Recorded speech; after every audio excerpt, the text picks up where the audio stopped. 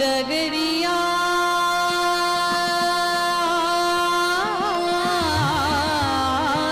भीलनी की डगरिया भीलनी की डगरिया भीलनी की डगरिया जनक दुहिता सीता को भूल कर राहगीर बन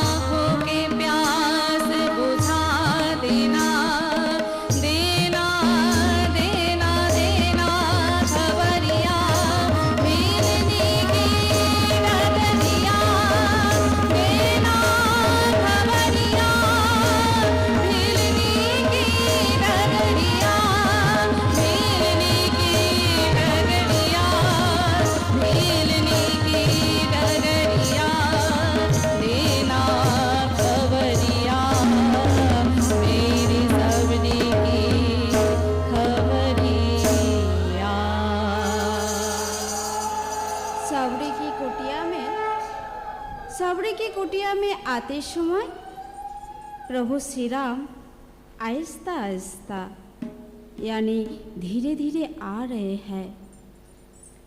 गोधूली लगन के लिए अभिक्षारत श्री रामचंद्र भयभीत। अगर सूर्य देवता यदि कुछ बोले तो?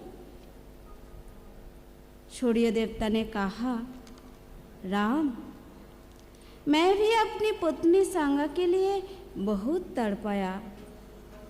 राम, आज तुम मर्यादा पुरुषोत्तम बन गए। आज से तुम्हारा दूसरा नाम है भक्त वत्सल। भक्त के प्रेम में वशीभूत होकर तुम सीते नाम भी भूल गए। धन्य हो तुम राम, धन्य हो।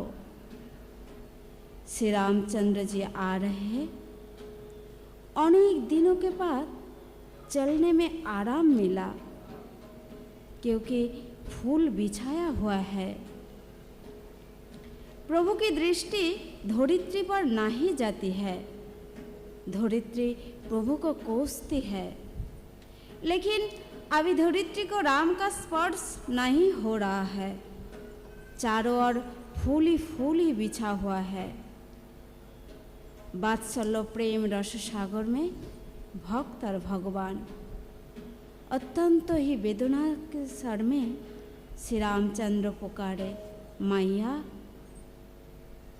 हे श्रद्धालु श्रोताए, श्री रामचंद्र जी ने देखे कि भक्त सबरी एक नील कमल पर विराज रही है।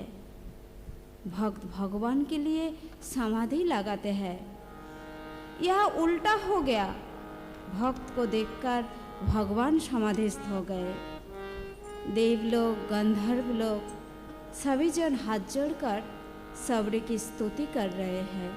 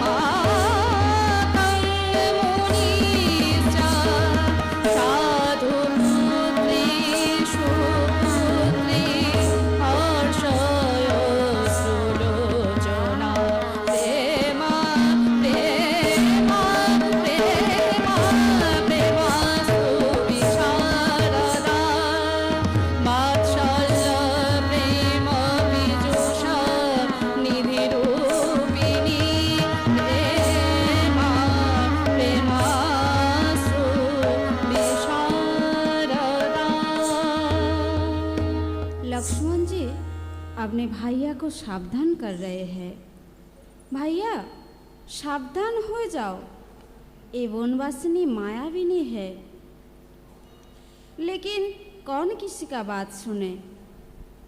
भैया नीलकमल पर विराजित सबरी माता की गोद में बैठ गए। लक्ष्मण जी देख रहे हैं भैया का दिव्य शरीर तो कोमल है, मायाविनी वनवासिनी का शरीर सिर्फ हड्डी ही हड्डी, हड्डी टूट ना पड़े। लक्ष्मण जी को अनुभव नहीं है कि माता को अपने संतान का बोझ नहीं सालता, क्योंकि वह माता की ममता काम कर रही है। माता को अपना पुत्र का फूल सा लगता है और दूसरा का पुत्र वजनदार। अपना पुत्र वजनदार होने पर भी माता को फूल सा लगता है, जबकि दूसरों के पुत्रों का वजन बोझ सा लगता है।